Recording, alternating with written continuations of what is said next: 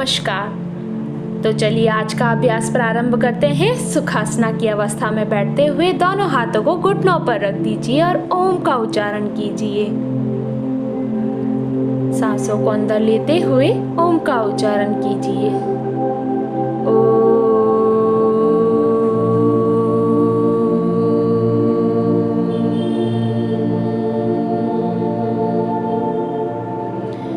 धीरे से अपनी आंखों को खोलिए।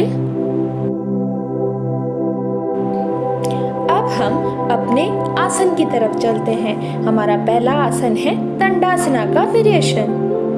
मैट पर दोनों पैरों को फैला दीजिए और अपने तलवों को मैट की दिशा की ओर लेके जाइए और अपने हाथों को अपने कमर के पास रखिए। अपने दोनों पैर मैट की ओर होने चाहिए और घुटने की यहाँ से बिल्कुल सीधे होने चाहिए और हमारे दोनों हाथ हमारी कमर के पास में होने चाहिए। जैसा कि आप स्क्रीन पे देख सकते हैं कि हमने अपना एक हाथ कमर के पीछे की ओर यानी थोड़ा सा पीछे रखा है और एक हाथ हमने हिप्स के पास रखा है। इस आसन को करने से हमें हमारी मुद्रा में सुधार आता है और पीठ की मांसपेशियों को मजबूती भी मिलती है। इस आसन से इस आसन को करने से हमारी रीढ़ की हड्डी लंबी और उसको फैलाव भी मिलता है। यह हमारे कंधों और छाती को भी फैलाता है। इस आसन में हमें अपने सांसों को नॉर्मली लेते रहना है। किसी तरीके का कोई प्रेशर हमें अपनी सांसों पर या बॉडी पर नहीं डालना है। इस आसन को करने से हमारी रीढ़ की हड्डी सीधी होती है। साथ ही साथ हमारे पाचन अंगों की कार्य क्षमता में भी सुधार लाता है ये आसन। अब हम ये अपने दूसरे साइड से करेंगे। ये आसन अपने दोनों पैरों को एक दूसरे के ऊपर रखते हुए अपने हाथों को अपने कमर के पास रखेंगे। जैसा कि आप स्क्रीन पे देख सकते हैं कि हमने अपने पैरों को किस तरीके से रखा है और अपने हाथों को किस तरीके से रखा हुआ है।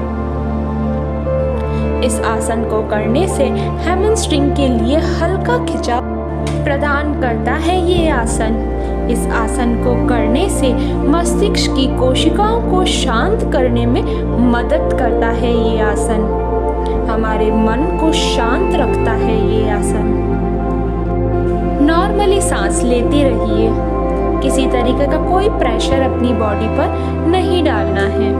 अपनी कमर को सीधा रखने की कोशिश कीजिए। अब हम अपने अगले आसन की तरफ चलते हैं जो कि है शलभासन का एक वेरिएशन। मैट पर लेट जाइए। पेट के बल लेटते हुए हमें अपने एक पैर को ऊपर की ओर लाना है। अपने दोनों हाथों को अपनी छाती के पास रखिए और अपने एक पैर को ऊपर कीजिए और दूसरा पैर उसके सपोर्ट के हिसाब से रख दीजिए अपने घुटने पर। आप घुटने से नीचे या थोड़ा घुटने के ऊपर पैर रख सकते हैं। आप देख सकते हैं कि हमने अपनी गर्दन को अपनी ठूठी को मैट से टच हुए रखा है। हमें इसी अवस्था में रहना है। इस आसन को करने से हमारे पेट की चर्बी कम होती है। साथ ही साथ हमारे पेट को टोन करने में भी मदद करता है ये आसन। आपकी पीठ की मांसपेशियों को मजबूत करने में मदद करता है ये आसन। यह आसन हम अब अपने दूसरे पैर पे करेंगे। जैसा कि आप देख सकते हैं स्क्रीन पर हमने किस तरीके से अपने पैरों को रखा हुआ है। इस आसन को करने से हमारी संपूर्ण रीढ़ की हड्डी को ठीक करने और फिर से भरने में मदद करता है ये आसन। गर्दन की मांसपेशियों को मजबूती देता है ये आसन। इस आसन को करने से हमारी आंतों को खींचकर उनकी गतिविधियों में सुधार करके पाचन को प्रोत्साहित करता है ये आसन। बारी बारी से हम अपने दोनों पैरों पर ये एक्सरसाइज करते रहेंगे। इस आसन के करने से मूत्र विकारों को ठीक करने में मदद मिलती है। साथ ही साथ मासिक धर्म की समस्याओं को ठीक करता है ये आसन। ये हमारी जांघों की अत्यधिक मांसपेशियों को कम करने में, यानी कि हमारे जांघों के फैट को कम करने में मदद करता है ये आसन। आसन को करने से हमारे रीढ़ की हड्डी मजबूत बनती है, साथ ही साथ हमारे पैरों के फैट भी कम होता है। सांसों को नॉर्मली लेते रहिए और आसन को करते रहिए। अब हम अपने दोनों पैरों को नीचे की ओर मैट पर रख देंगे और अपने हाथों को अपने सर के नीचे रख देंगे और थोड़ी देर रेस्ट करेंगे। थोड़ी देर रेस्ट करने के बाद हम अपने अगले आसन की तरफ चलेंगे। अपनी सांसों को नॉर्मली लेते रहिए। अब हम मैट पर खड़े हो जाएंगे। अपनी आसन की तरफ चलेंगे। मैट पर सीधे खड़े होते हुए दोनों पैरों को मैट पर फैला देंगे। अपना एक पैर थोड़ा सा मोड़ देंगे घुटने के यहाँ से। हमें अपना जो मुड़ा हुआ घुटना है उसका पैर 90 डिग्री पर होना चाहिए और जो सीधा पैर है वो 45 डिग्री पर होना चाहिए। अपने दोनों हाथों को मोड़ते हुए ऊपर की ओर लीजिए और एक साइड झुक जाइए, यानी जो पैर हमारा सीधा है उस तरफ हमें थोड़ा सा अपने शरीर को झुकाना है, जैसा कि आप देख सकते हैं स्क्रीन पर।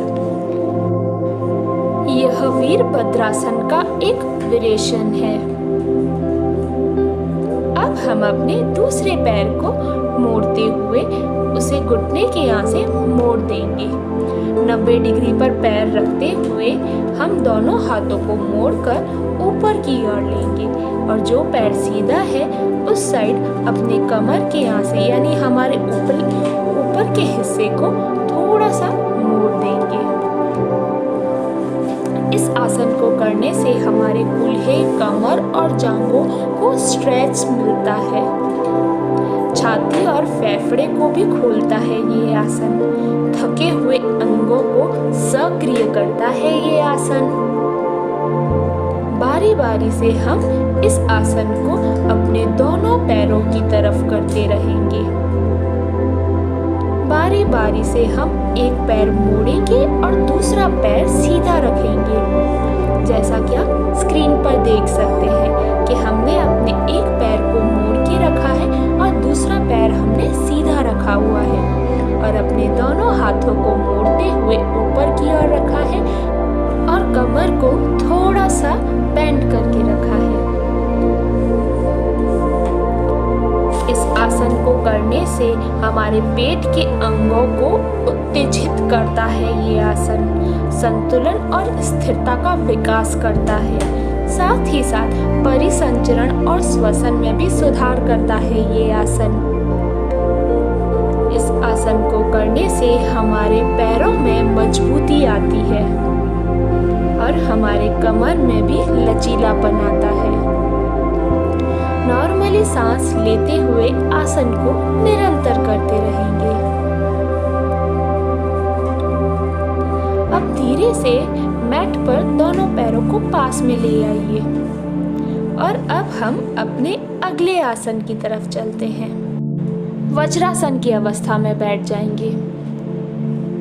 हमें अपने दोनों घुटनों में गैप रखकर बैठना है। अपना राइट घुटने पर अपना लेफ्ट हाथ रखना है और हमारे लेफ्ट हाथ को पीछे की ओर रखना है। हमारी दृष्टि सामने की ओर होनी चाहिए। यह आसन भद्रासन का वेरिएशन है।